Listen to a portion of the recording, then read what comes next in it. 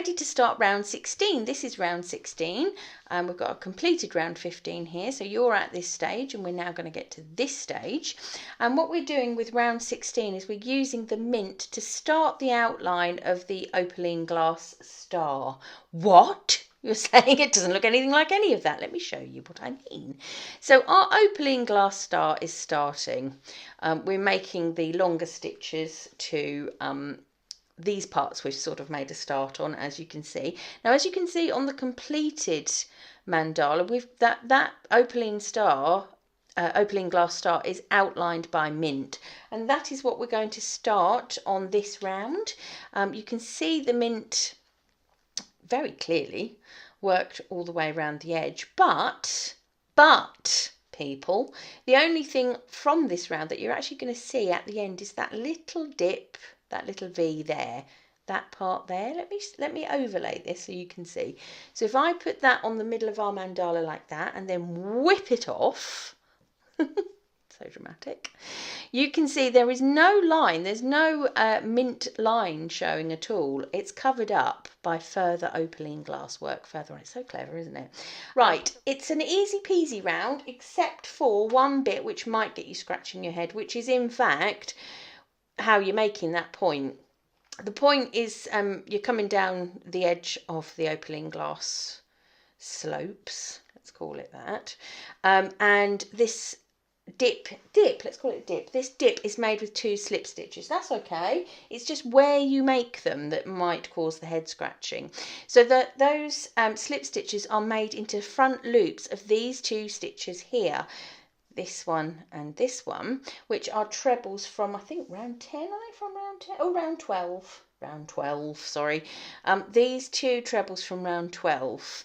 So not a problem. We've done a lot of front loop work already. The only slight issue with this one is that it's a little bit harder to spot because we've got some front post work going on around those stitches. So it's a lot going on down here. Don't fret.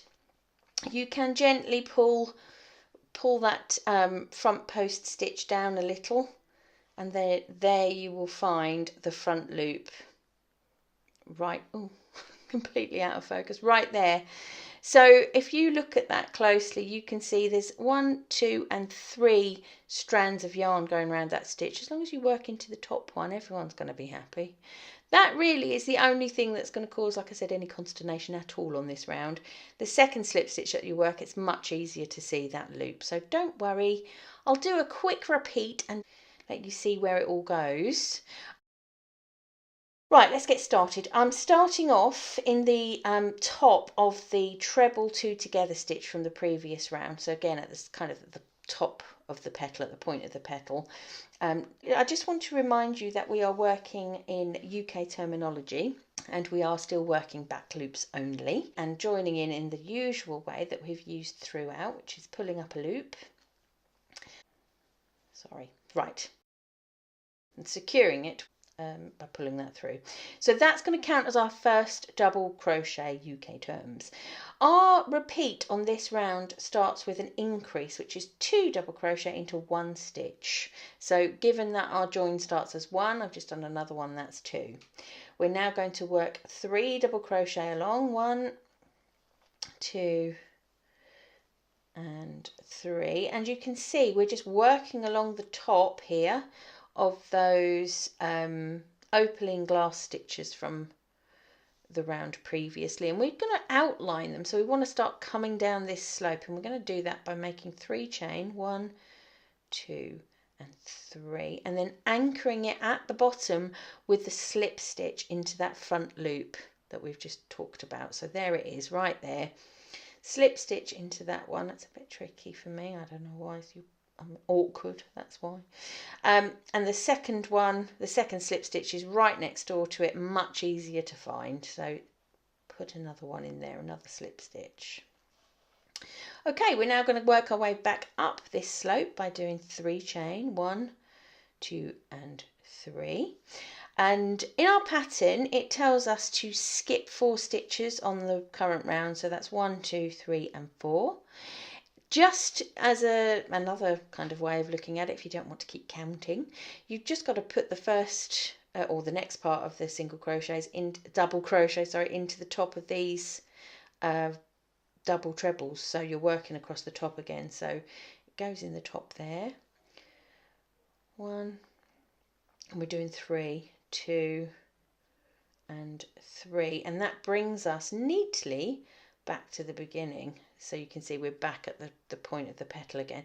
That is one repeat, one pattern repeat, and you can see what's happened there. We're creating an outline. Let's just quickly do one more.